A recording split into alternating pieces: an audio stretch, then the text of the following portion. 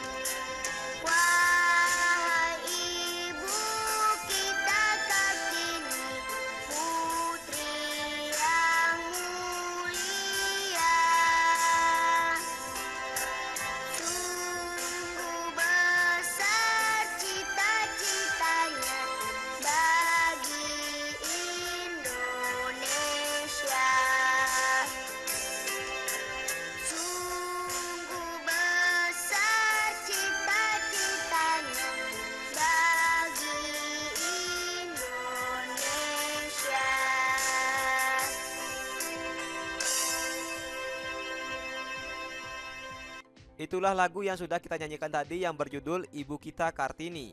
Lagu Ibu Kita Kartini merupakan lagu yang menggambarkan sosok pahlawan nasional yaitu Ibu Kartini, yang dikenal sebagai pelopor kebangkitan perempuan pribumi. Ayo berdiskusi. Sekarang, mari kita berdiskusi mengenai teks pidato. Di pembelajaran sebelumnya, pada pembelajaran 1 kamu telah mengenal teks pidato. Apa itu pidato? Pidato adalah kegiatan berbicara di depan umum untuk menyatakan pendapat atau menyampaikan suatu hal. Sedangkan teks pidato yaitu sebuah teks yang berisi gagasan, pendapat, dan pengetahuan terhadap suatu hal yang nantinya akan disampaikan di depan umum. Perhatikan teks pidato berikut ini. Assalamualaikum warahmatullahi wabarakatuh. Yang saya hormati teman-teman dan para hadirin semua, hari ini merupakan hari yang bersejarah bagi kita semua. Tanggal 21 April adalah momen yang harus selalu kita syukuri. Kita mengenang perjuangan seorang pahlawan di masa lalu yang berusaha menjadikan perempuan mempunyai hak yang sama dengan kaum laki-laki. Puji syukur marilah senantiasa kita ucapkan kepada Tuhan Yang Maha Esa atas segala karunia-Nya dan kesehatan sehingga kita masih dapat memperingati dan memaknai peringatan Hari Kartini tahun ini. Kita semua tahu bahwa sosok Raden Ajeng Kartini memang sosok yang sangat mulia dengan kesabaran dan keteguhannya berjuang untuk harkat kaum wanita dan pendidikan Indonesia. Semangat dan ketekunan Ibu Kartini akhirnya membuahkan hasil. Beliau sukses mendirikan sebuah sekolah wanita dan mengajarkan ilmu pengetahuan dan keterampilan-keterampilan untuk meningkatkan peran wanita.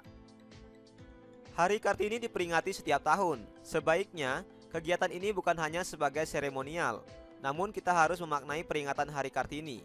Dengan memahami makna Hari Kartini, para wanita Indonesia terus berupaya meningkatkan perannya demi kemajuan bangsa dan negara tanpa melupakan kodratnya sebagai seorang wanita. Semoga dengan peringatan ini akan muncul Kartini-Kartini generasi baru untuk terus berjuang baik sebagai pejuang hak wanita maupun sebagai fondasi penting dalam kemajuan negara Indonesia di berbagai aspek. Seperti lirik lagu yang diciptakan oleh Wage Rudolf Supratman, Ibu Kita Kartini, Putri Sejati, Putri Indonesia, harum namanya. Meskipun Ibu Kita Kartini sudah tiada, tetapi namanya dan perjuangannya dapat terus dinikmati hingga sekarang. Semoga kita dapat menjaga hasil jerih payah perjuangan Ibu Kita Kartini dan meneruskan perjuangan beliau dalam kehidupan. Sekian pidato dari saya, mohon maaf jika ada kekurangan dan kesalahan. Wassalamualaikum warahmatullahi wabarakatuh. Dari teks pidato yang sudah kita baca tadi, kita mengetahui bahwa pidato tersebut mengenai peringatan Hari Kartini. Sekarang, kita akan menjawab beberapa pertanyaan berdasarkan teks pada pidato tersebut. Yang pertama, apa tema pidato tersebut? Tema pidato yaitu peringatan Hari Kartini. Yang kedua, siapa pembicara pada pidato tersebut? Pembicara pada pidato dapat siswa ataupun dapat seorang guru. Yang ketiga, siapa pendengar pada teks pidato tersebut? Pendengar dari pidato tersebut adalah siswa. Yang keempat, di mana tempat pidato tersebut dibacakan? Pidato tersebut disampaikan di lingkungan sekolah. Yang kelima, bagaimana suasana pidato tersebut? Suasana saat dibacakan pidato yaitu hening. Selanjutnya, tuliskan poin penting isi dari pidato tersebut. Dari pidato yang sudah kita baca, adapun poin pentingnya yaitu: yang pertama, berisi salam, berisi pembuka, dan berisi ucapan syukur. Yang kedua, berisi memaknai peringatan Hari Kartini. Yang ketiga, pidato tersebut berisi peran Raden Ajeng Kartini. Yang keempat, dalam pidato tersebut disampaikan harapan dilaksanakannya Hari Kartini. Dan yang kelima, salam penutup.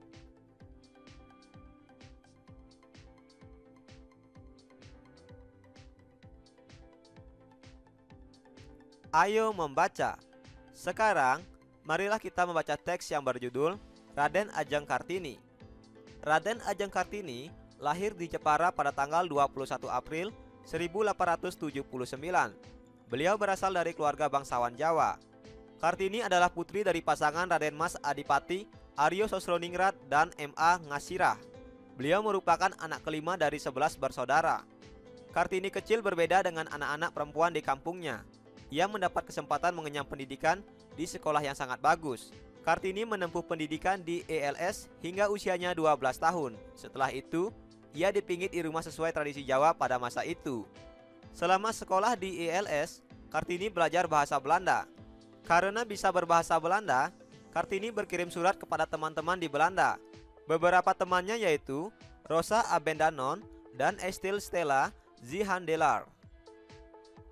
Surat-surat yang ditulisnya lebih banyak berisi keluhan-keluhan tentang kehidupan wanita pribumi yang sulit untuk maju. Kebiasaan wanita harus dipingit dan tidak bebas menuntut ilmu diungkapkan dalam surat Kartini. Menurut Kartini, perempuan harus memperoleh kebebasan dan kesetaraan baik dalam kehidupan maupun di mata hukum. Kartini ingin melanjutkan sekolah ke Jakarta atau ke Belanda, tetapi orang tuanya tidak mengizinkannya. Meskipun demikian, orang tuanya tidak melarangnya untuk menjadi seorang guru. Kartini pun mengajar anak-anak perempuan di sekitar rumahnya di Jepara. Pada usia 24 tahun, Kartini dinikahkan dengan KRM Adipati Aryosinggih Jojo Adiningrat. Kepada suaminya, Kartini menyampaikan bahwa ia ingin menjadi guru dan mendirikan sekolah. Keinginan Kartini disambut baik oleh suaminya. Kartini didukung untuk mendirikan sekolah wanita di kompleks kantor Kabupaten Rembang. Setahun setelah menikah, Kartini dikaruniai seorang anak laki-laki bernama Sue Salit Jojo Adiningrat yang lahir pada tanggal 13 September 1904. Namun, 4 hari setelah melahirkan, Kartini meninggal pada 17 September 1904 dalam usia 25 tahun. Ia dimakamkan di Desa Bulu, Kabupaten Rembang, Jawa Tengah. Meski sudah meninggal, perjuangan Kartini lewat surat-suratnya memiliki arti penting bagi kedudukan wanita Indonesia. Berdasarkan surat-suratnya itu, diterbitkanlah buku yang berjudul Habis Gelap Terbitlah Terang. Berkat jasanya, Raden Ajeng Kartini ditetapkan sebagai salah satu pahlawan nasional Indonesia. Hingga hari ini, setiap tanggal 21 April, kita memperingati Hari Kartini untuk mengenang jasa-jasa Ibu Raden Ajeng Kartini. Ayo berdiskusi. Setelah kita membaca teks tersebut, tuliskan informasi penting tentang Raden Ajeng Kartini. Berikut adalah informasi penting mengenai Raden Ajeng Kartini. Yang pertama, Raden Ajeng Kartini lahir di Jepara pada tanggal 21 April 1879. Yang kedua, Kartini menempuh pendidikan di ELS hingga usianya 12 tahun. Yang ketiga, Kartini mengajar anak-anak perempuan di sekitar rumahnya di Jepara. Yang keempat, pada usia 24 tahun, Kartini dinikahkan dengan KRM Adipati Aryosinggih Jojo Adiningrat. Yang kelima, Kartini meninggal pada 17 September 1904 dalam usia 25 tahun. Yang keenam, setiap tanggal 21 April, kita memperingati Hari Kartini untuk mengenang jasa-jasa Ibu Raden Ajeng Kartini. Dan yang ketujuh, dari surat-surat yang telah dibuat, maka diterbitkanlah sebuah buku yang berjudul Habis Gelap Terbitlah Terang. Selanjutnya, sikap-sikap apa yang dapat kamu teladani dari Raden Ajeng Kartini? Sikap yang dapat kita teladani dari seorang tokoh Raden Ajeng Kartini yaitu: yang pertama, bekerja keras; yang kedua, peduli terhadap perempuan Indonesia; yang ketiga, berpikiran maju; yang keempat, pantang menyerah; dan yang kelima, selalu semangat untuk belajar. Inilah sikap-sikap yang dapat kita teladani dari tokoh Raden Ajeng Kartini. Ibu kita Kartini memang hebat ya. Betul, beliau berani berjuang untuk kemajuan perempuan Indonesia. Nah, bagaimana dengan kalian? Apakah kalian siap berjuang untuk kemajuan bangsa Indonesia? Tuliskan jawabanmu pada kolom komentar ya. Belajar asik, kreatif, dan menyenangkan. Bersama kami Sumayasa Dum Edukasi. Ayo mengamati. Perhatikan kedua gambar berikut ini. Dari kedua gambar ini, apa perbedaan fisik perempuan sebelum dan setelah masa pubertas? Sebelum masa pubertas, ciri fisik anak perempuan yaitu: yang pertama, suara belum melengking; yang kedua, dada masih nampak kecil; yang ketiga, belum tumbuh rambut pada ketiak dan alat kelamin; yang keempat, pinggul dan payudara terlihat kecil. Sedangkan setelah masa pubertas, adapun ciri fisik anak perempuan yaitu: yang pertama, suara terdengar mulai agak melengking; yang kedua, dada nampak membesar; yang ketiga, sudah tumbuh rambut pada ketiak dan alat kelamin; yang keempat, pinggul dan payudara terlihat membesar. Nah, inilah dia ciri fisik anak perempuan sebelum dan setelah masa pubertas. Ayo mengamati. Perhatikan gambar berikut. Gambar tersebut merupakan contoh dari poster. Poster adalah plakat yang dipasang di tempat-tempat umum. Poster umumnya berisi gambar, pesan, atau informasi tentang suatu topik bagi para pembacanya. Apabila informasi atau gambar pada poster mudah dipahami oleh pembaca, maka poster tersebut dapat dikatakan baik dan informatif. Poster banyak dijumpai di tempat-tempat umum yang strategis. Contohnya di rumah sakit, puskesmas, sekolah, kantor, atau pusat-pusat perbelanjaan. Poster pada gambar tersebut memberikan informasi kepada kita tentang masa pubertas. Selain itu, poster tersebut juga memberikan informasi tentang cara menyikapi masa pubertas. Pubertas dapat terjadi pada anak laki-laki dan anak perempuan. Ayo merangkum. Apa ya yang sudah aku pelajari hari ini? Hari ini kita telah belajar mengidentifikasi mengenai teks pidato. Selanjutnya, kita telah belajar mengidentifikasi masa pubertas pada anak perempuan. Sekarang, cobalah jawab beberapa pertanyaan berikut ini.